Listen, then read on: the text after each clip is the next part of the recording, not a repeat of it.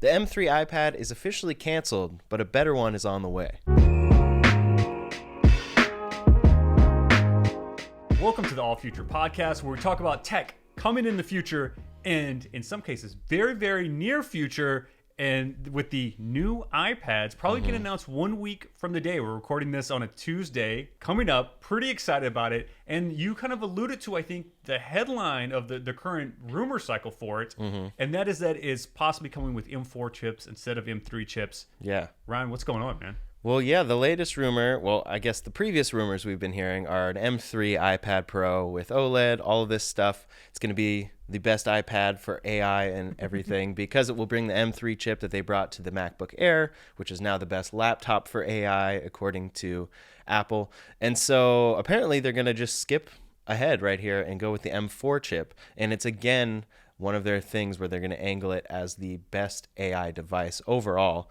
I think this is very exciting. I guess we'll have to see what the spec difference is because it could just be in the name and it's not actually that much better than an M3. But if it's a full generation, it's a full number upgrade, there's got to be a difference there. And it's really interesting to see them bring that first to an iPad as opposed to a computer. But that's kind of that blending thing you're always talking about. Exactly, right? And so I think this is smart for a few reasons. Off the bat, obviously, I think it's smart to market AI stuff right now. So, and Apple's going to continue to do this like every other tech manufacturer is. But I think they can have a really good argument if it does go all the way to the M4 chip, if that's what's happening. Them saying, hey, this is our first thing that we've really built from the ground up to be your AI device. And when you think about what people are really using AI for, or what people imagine they will use AI for, an iPad's kind of a good choice for that device, for you to interact with the AI world. Yeah. It's mobile and light, but can still display information better than your phone. It can be more powerful than a phone because there's just more space for more components in it, just by the nature of its size. And it kind of goes to, I think, what Apple's vision for the iPad has been kind of from the beginning, and that's this perfect blank slate that integrates with the digital world, right? Like a window into the intangible digital cyberspace, right? Yeah.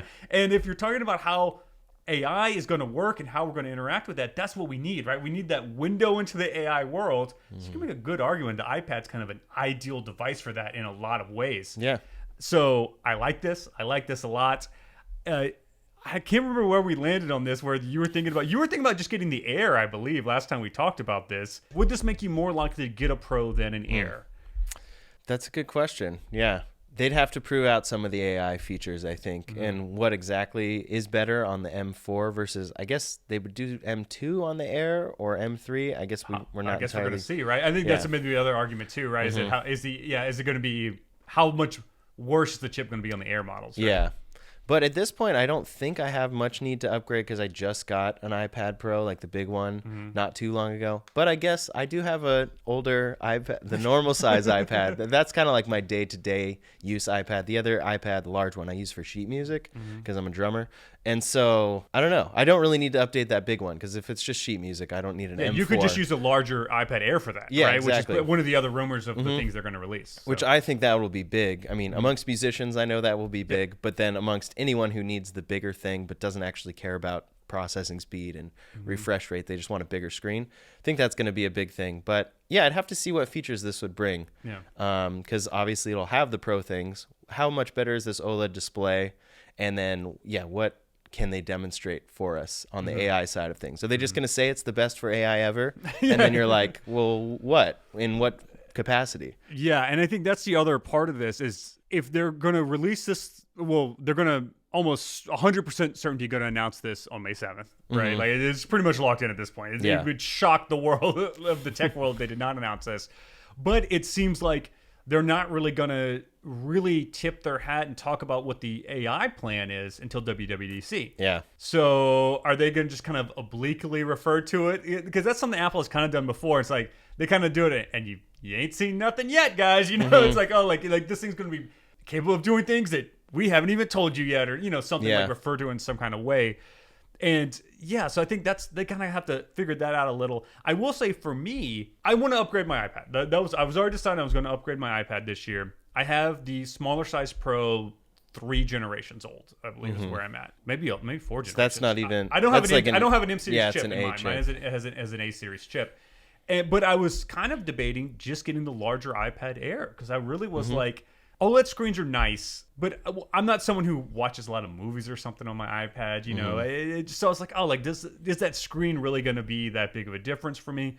But if now you're talking about this thing is going to have actual computing abilities far beyond what the Air has, which I mean, the Pros already can do things the Airs can't do. But if you're talking about a massive leap, especially in terms of possibly onboard AI, whether that's whatever, a large language model kind of thing, or onboard AI for more like image generative stuff, then that kind of starts getting me thinking I want the Pro model. Yeah. Like that's how Apple's going to get me to pay that extra $200-300 or whatever it's going to be, right? Yeah. Yeah, and we'll have to see as well. There's the accessories have been rumored, and they continue to be rumored that they're bringing out a new Apple Pencil. This time it says it's going to have haptic feedback.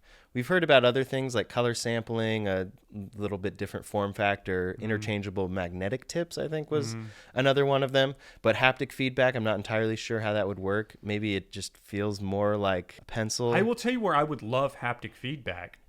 Right now, if you use an Apple Pencil, it has a double tap feature that on most art programs like will engage like the eraser mode or something like that. But it'll do different things. You can make it do different things. But there is no feedback if you've activated that right now. You just have to see it on the app. Yes, you have to see it activate on the app, which if you are... I have many times all of a sudden gone to draw a line and it just erases something. And I was like, oh, damn. Like when I was just fidgeting with the pencil, I double tapped it some kind of way. Yeah. So if there was more indications of that...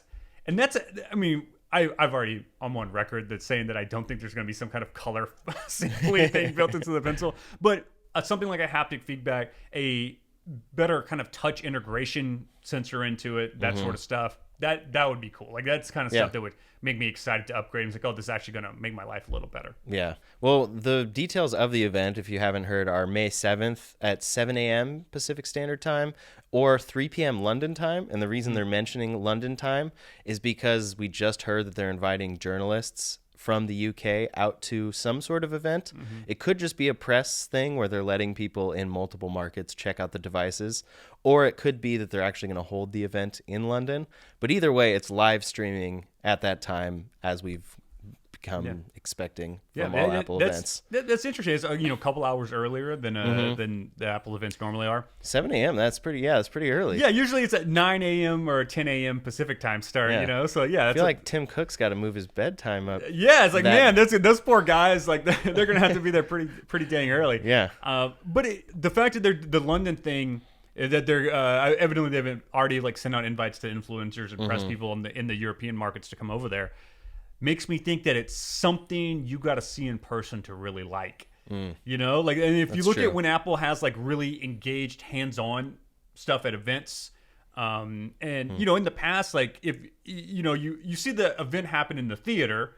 And then they have in the past set up tents like outside, right outside the Steve Jobs Theater there on the Apple campus where people can go and try actually use the stuff hands on. So if they're going to spend the time to do that in Europe, what do you need to see in person to really be wowed by? Maybe it is the OLED screen, maybe it's something with the pencil, or maybe it's really slick AI features that like you gotta like if you actually start doing it, you're like, oh, that's cool. You know? So that brings us to the kind of Siri Pro side of things, which if they're going to make this the best AI iPad ever, or basically AI device, which is what some of the rumors are saying, that they're going to try to position it as, like making tablets that for the future. Yeah. What are they going to bring? And probably the first things are those Siri Pro features, which we've been talking about a lot on this podcast. Just all the things that you want Siri to do that it would actually be able to do because it's now integrating Apple's own large language models. Natural language communication with Siri. That's what I want. I want to be able to talk to it, to give follow-up stuff, or to understand different ways of wording and not just being a voice command system, which is what it is right now, really. Exactly. And I guess that would be something they could demo in person. But yeah, I'm very curious to see what else they demonstrate AI-wise. Because like you're saying, they want an in-person thing, but at the same time, this is coming out next week in May, but WWDC isn't for another month. So is it a preview of it, or are they just going to say, wait and see? Yeah. I suspect they'll kind of split the difference and be like, here's some cool stuff, but we're not showing you everything yet. Yeah. And maybe they show nothing. I don't know. And maybe they just have some marketing data that people in Europe buy iPads a lot, so they want to make sure they have a hands-on thing there. Yeah. That kind of, to go with this a little bit, and is, what are they going to have to price these things at? To, if they are running an M4 chip, the other thing we need to talk about is the RAM. Right, you need, if you're gonna, in general, if you're gonna run large language models, generative AI stuff, you need a lot of RAM. Off the top of my head, I believe an iPad Air has 16 gigs of RAM. So like, it's not like it's a massive amount of RAM, and that's usually made up for by how impressive the M series chips are, or the A series chips, even on older ones. Right, it's that tight software hardware integration. It kind of makes up for that. But if you're going to run onboard AI, like, you're going to need to spec bump those things, presumably. And then, are we going to see a $3,000 iPad option? Yeah. Like a larger, well, I can't see them distinguishing RAM amounts. So it would have to be the chip is just the chip. And then you're at that pricing. So right now the 16 gig is the standard, 16 gigabytes of RAM is the standard for the iPad Pro. And then the most expensive it gets is up to $21.99 for 2 terabytes in the largest screen, I believe. So yeah, would we just see them maintain that pricing? It already kind of seems like a lot for just a tablet. And then you're another $100 on the pencil, and you're another, I think it's $200 for a Magic Keyboard. Yeah, the Magic Keyboard adds up. Exactly. So I mean, and then paying taxes on this thing. I mean, you're well above, once you get accessories for the stuff, you're above $2,500 for a spec'd out kind of, which is nice MacBook prices. So yeah, this thing already can get very expensive. And is it going to need to be even more expensive for Apple to justify having the faster chips and all this kind of stuff? And the OLED screen and all of that stuff. Right, yeah. Yeah, and then are they going to bring us some Siri Pro features that make us go, okay, fine, I'll upgrade to that crazy amount. Fine, Apple, you got me. Yeah, that sounds pretty wild. But another thing that is exciting about WWDC, I'm excited for, is reportedly the launch of Vision OS 2. Ooh. Yeah, that's supposed to be coming. You're not a Vision guy. I'm not a Vision guy, so I can't get that excited about it. I'm excited for you, man. I'm excited for you to check it out. What's the headline there? What's the feature that you want that's not there? And I don't think we know much about what Vision OS 2 would bring. I think it would just be more refinements across the board. There's some weird accidental inputs I get that I think everyone has to be experiencing, where you're just watching something and then you happen to put your fingers together and then all of a sudden you're selecting something on screen, little stuff that's like figuring out what your intention is versus always being inputting and stuff like that. But I'm not entirely sure, but I think it would just be refinements across the board. Maybe stuff like being able to organize the home screen, stuff like night shift, which I talked about. Yeah. But reportedly, around the same time as this London event, they're also going to be expanding the countries the Vision is coming to. Okay. Which, that's cool. It seems necessary for Apple too. I guess we'll probably talk about this in another episode, but I guess according to the current sales figures, they need to expand this thing as far as they can, because it definitely is not hitting sales targets. So they're like, oh, let's get this thing into some more countries. Yeah. We got a bunch of shit sitting in a warehouse right now. Yeah, it seems that way. I think it kind of makes sense within a product that expensive that the initial excitement was there, and then it's kind of died down since they're not showing us like all of these awesome features it now has. It's just, it kind of arrived as a little bit of a beta, and it still is kind of that way. So maybe they'll have something at WWDC. Along with all these other features, they convince us to get an iPad Pro. They convince us to get a Vision Pro. Is that what it's? Yeah, Vision Pro. Yeah. What is this thing? They're all pros. It's all pro. It's all for professionals. But speaking of pro products, I guess, there's apparently a new Apple Watch coming as well. I'm excited about this. So, one, I haven't upgraded my Apple Watch in a few years. Just because I didn't really feel like I needed to. It worked fine. It did okay. I'm not wearing my Apple Watch today. The reason is I forgot to put it on the charger last night. So when I went to pick it up this morning, dead.